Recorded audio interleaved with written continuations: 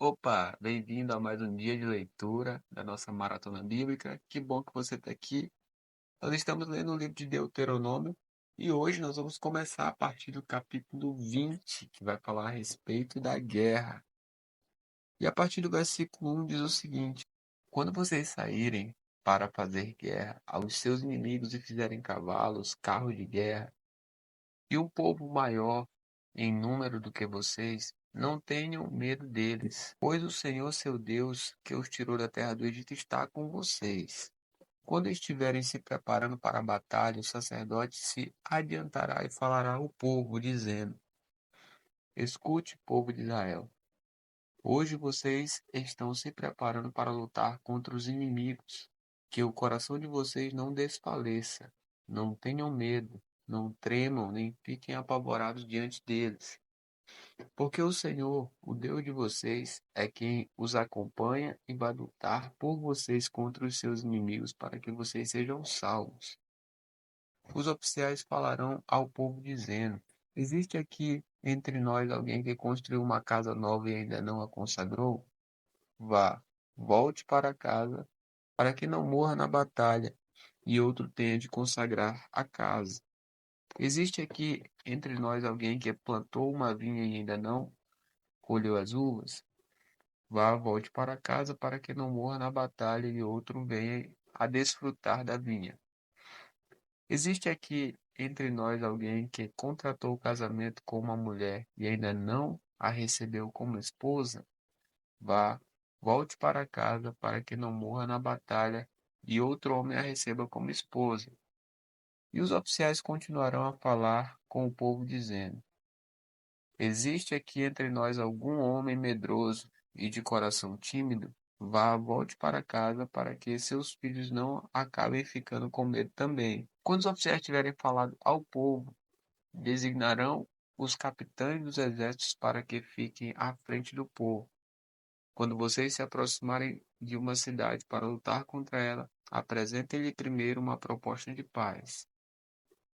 Se a pessoa é de paz e os moradores abrirem os portões, todos os que estiverem na cidade serão sujeitos a trabalhos forçados e passarão a servir vocês. Porém, se eles não fizerem paz com vocês, mas declararem guerra, então vocês devem sitiar a cidade. E o Senhor, seu Deus, a entregará na mão de vocês, e vocês devem matar com a espada todos os do sexo masculino que houver na cidade. Mas vocês podem ficar com as mulheres, as crianças, os animais e tudo que houver na cidade, todo despojo, podem desfrutar o despojo dos inimigos que o Senhor, seu Deus, entregou a vocês. Façam assim com todas as cidades que estiverem longe de vocês, que não forem das cidades destes povos.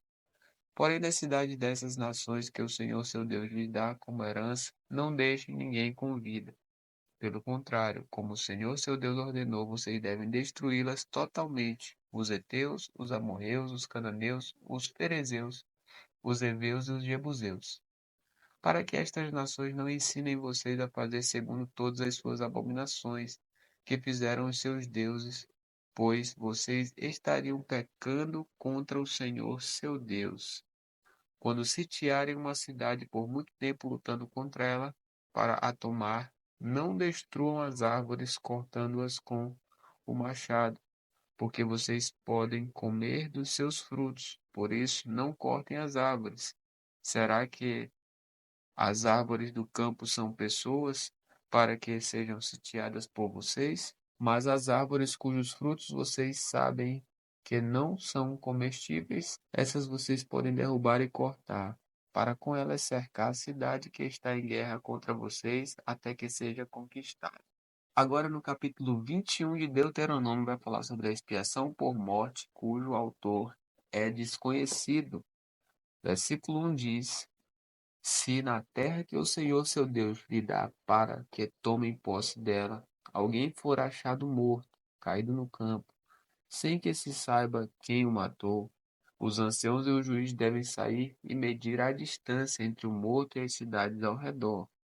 Os anciãos da cidade mais próxima do morto tomarão uma novilha do rebanho, que ainda não tenha sido usada no trabalho, nem puxado com o jugo, e a entrarão a um vale de águas correntes que não foi lavrado, nem semeado. E ali naquele vale desnucarão a novilha. Então se aproximarão os sacerdotes, filhos de Levi, porque o Senhor, o Deus de vocês, os escolheu para o servirem, para abençoarem em nome do Senhor, e por sua palavra decidirem toda a demanda e todo o caso de violência. Todos os anciãos dessa cidade mais próxima do morto lavarão as mãos sobre a novilha, desnucarão no vale e dirão: as nossas mãos não derramaram este sangue, e os nossos olhos não viram quem o derramou. Perdoa o teu povo de Israel, que tu, ó Senhor, resgataste, e não ponhas a culpa do sangue inocente no meio do teu povo de Israel, e a culpa daquele sangue lhe será perdoada. Assim vocês eliminarão a culpa do sangue inocente do meio de vocês, pois farão o que é reto aos olhos do Senhor. Agora vai falar sobre a mulher prisioneira, versículo 10.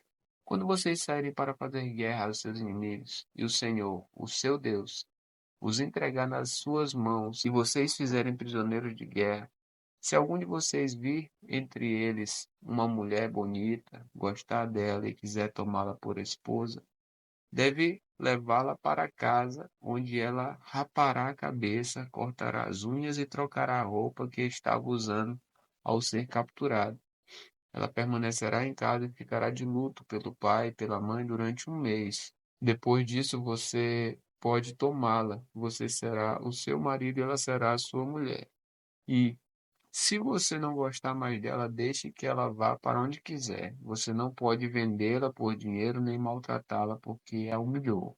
Agora falando sobre o direito do primogênito, versículo 15. Se um homem tiver duas mulheres, uma a quem ama e outra a quem não ama, e as duas lhe derem filhos, e o primogênito for da que ele não ama, no dia em que repartir a herança entre os filhos, não poderá dar primogenitura ao filho da amada, preferindo-o ao filho da que ele não ama e que é de fato o primogênito. Pelo contrário, deve recolher por primogênito o filho da mulher que ele não ama, dando-lhe dobrada porção de tudo que possuir, porque aquele é o primogênito do seu vigor. O direito da primogenitura é dele.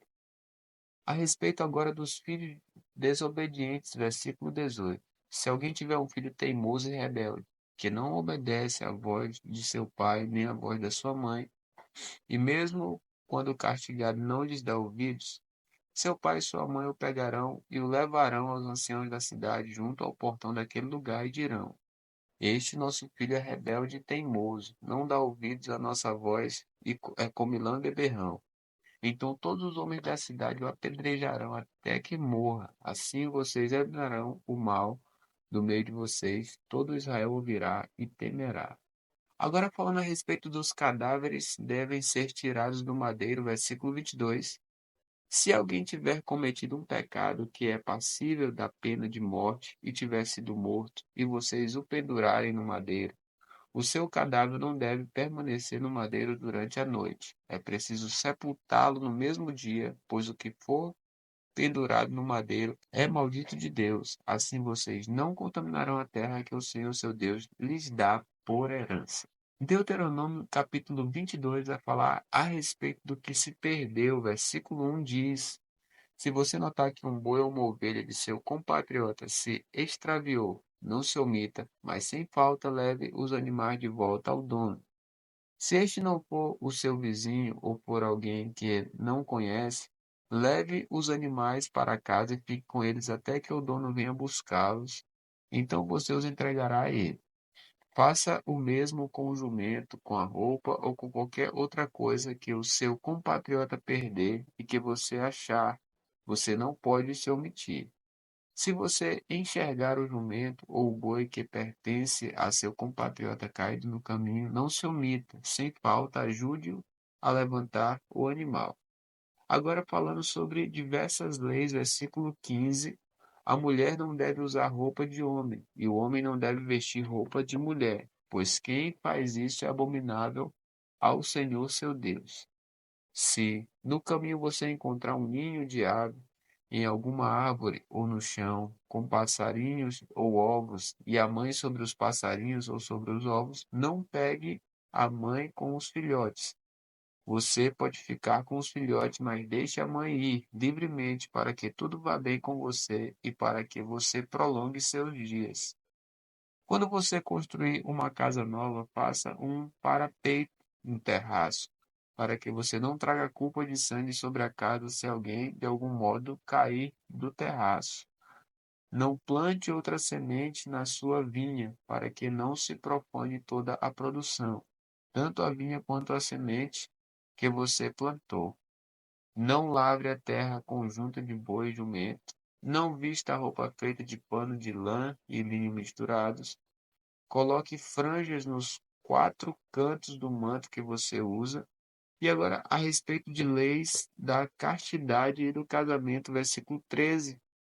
Se um homem casar com uma mulher e depois de ter tido relações com ela passar a odiá-la e lhe atribuir atos vergonhosos e a difamar dizendo casei com esta mulher e quando tive relações com ela descobri que não era virgem, então o pai e a mãe da moça levarão as provas da virgindade da moça aos anciãos da cidade junto ao portão. O pai da moça dirá aos anciãos: dei minha filha por mulher a este homem, porém ele passou a odiá-la. Eis que lhe atribuiu atos vergonhosos, dizendo: descobri que a sua filha não era virgem, mas aqui estão as provas da virgindade de minha filha. E estenderão a roupa dela diante dos anciãos da cidade, os quais pegarão o homem, o açoitarão e o condenarão a pagar 100 barras de prata ao pai da moça, porque difamou uma virgem de Israel. Ela ficará sendo mulher dele e não poderá mandá-la embora durante a sua vida. Porém, se isso for verdade, ou seja, se ficar provado que a moça não era virgem, então a levarão à porta da casa de seu pai, e os homens da sua cidade a apedrejarão até que morra, pois cometeu um ato infame em Israel, prostituindo-se na casa de seu pai. Assim vocês eliminarão o mal do meio de vocês. Se um homem for encontrado deitado com uma mulher que tem marido, ambos devem ser mortos, o homem que se deitou com a mulher e a mulher. Assim vocês eliminarão o mal de Israel. Se uma moça virgem tiver casamento contratado e outro homem a encontrar na cidade tiver relações com ela, vocês devem trazer ambos ao portão daquela cidade e apedrejá-los até que morram. A moça porque não gritou por socorro estando na cidade, e o homem porque humilhou a mulher do seu próximo. Assim vocês eliminarão o mal do meio de Israel. Porém, se um homem no campo encontrar uma moça que tem casamento contratado e a forçar e tiver relações com ela, então morrerá só o homem que teve relações com ela. A moça vocês não devem fazer nada. Ela não tem culpa de morte, porque este caso é semelhante ao do homem que se levanta contra o seu próximo e lhe tira a vida. Pois o homem encontrou a moça no campo. A moça que tinha o casamento contratado gritou e não houve quem a livrasse. Se um homem encontrar uma moça virgem que não tem casamento contratado e a pegar à força e tiver relações com ela e eles forem apanhados, então o homem que teve relações com ela pagará ao pai da moça 50 barras de prata e, uma vez que a humilhou, terá de recebê-la por esposa, não poderá mandá-la embora durante a sua vida. Nenhum homem terá relações com a sua madrasta e não profanará o leito de seu pai. Agora, no capítulo 23 de Deuteronômio, vai falar sobre pessoas excluídas das Assembleias Santas. E a partir do versículo 1 diz: aquele a quem forem esmagados os testículos ou cortado o membro viril, não entrará na Assembleia do Senhor. Nenhum bastardo entrará na Assembleia do Senhor, nem ainda a sua 10ª geração entrará nela. Nenhum amonita ou moabita entrará na Assembleia do Senhor, nem ainda a sua 10ª geração entrará na Assembleia do Senhor eternamente, porque não foram ao encontro de vocês com pão e água no caminho quando vocês estavam saindo do Egito, e porque contrataram Balaão, filho de Beor, de Petor, da Mesopotâmia, para amaldiçoar vocês. Porém, o Senhor, o Deus de vocês, não quis ouvir Balaão. Pelo contrário, mudou a maldição em bênção, porque o Senhor, seu Deus, amava vocês. Não procurem nem paz, nem bem para os amonitas e moabitas enquanto vocês viverem para sempre. Não odeiem os edomitas, porque são irmãos de vocês, nem odeiem os egípcios, porque vocês viveram como estrangeiros na terra deles. Os filhos que lhes nascerem na terceira geração, cada um deles poderá entrar na Assembleia do Senhor. Falando agora sobre a santidade do acampamento, versículo 9. Quando o exército sair para lutar contra os inimigos de vocês, então vocês devem se guardar de toda coisa má. Se houver entre vocês alguém que, por motivo de poluição noturna, não esteja puro, sairá do acampamento, não poderá permanecer nele. Porém, ao cair da tarde, ele se lavará com água e depois do pôr do sol poderá voltar ao acampamento. Também haverá um lugar fora do acampamento para onde vocês devem ir e fazer as suas necessidades.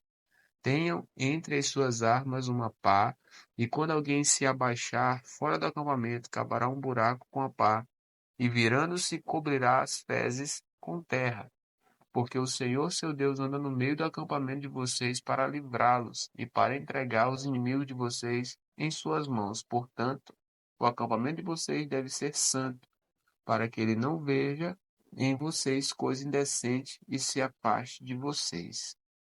Agora falando a respeito de fugitivos, prostitutas e usura, versículo 15 diz: Não entreguem ao seu senhor o escravo que, tendo fugido dele, se refugiar entre vocês. Poderá ficar morando com vocês no lugar que escolher, em alguma das cidades de vocês que for do seu agrado. Não oprimam. Das filhas de Israel não haverá quem se prostitua no serviço do templo, nem dos filhos de Israel haverá quem o faça. Não permitam que o salário pago à prostituta ou a prostituto por qualquer voto seja trazido à casa do Senhor, seu Deus, porque uma e outra coisa são igualmente abomináveis ao Senhor, seu Deus. De um compatriota vocês não devem cobrar juros ao emprestar dinheiro, comida ou qualquer coisa que se costume emprestar com juros. Aos estrangeiros vocês podem emprestar com juros, porém, aos seus compatriotas vocês não devem emprestar com juros, para que o Senhor seu Deus os abençoe em todos os seus empreendimentos na terra que vocês vão possuir. E agora a respeito dos votos, versículo 21. Se fizerem um voto ao Senhor seu Deus, não devem demorar a cumpri-lo, porque o Senhor seu Deus certamente o exigirá de vocês, e vocês serão culpados do pecado. Mas, se vocês se abstiverem de fazer um voto, não serão culpados de pecado. O que proferiram os seus lábios, isso vocês têm de guardar e cumprir, porque livremente fizeram um voto ao Senhor seu Deus com as palavras que disseram. Quando entrarem na vinha do seu próximo, podem comer uvas à vontade, até ficarem fartos, porém não devem levá-las embora num cesto. Quando entrarem na plantação do seu próximo, podem arrancar as espigas com as mãos, porém não devem colher nada com a foice. Amanhã a gente continua. Que Deus abençoe você poderosamente.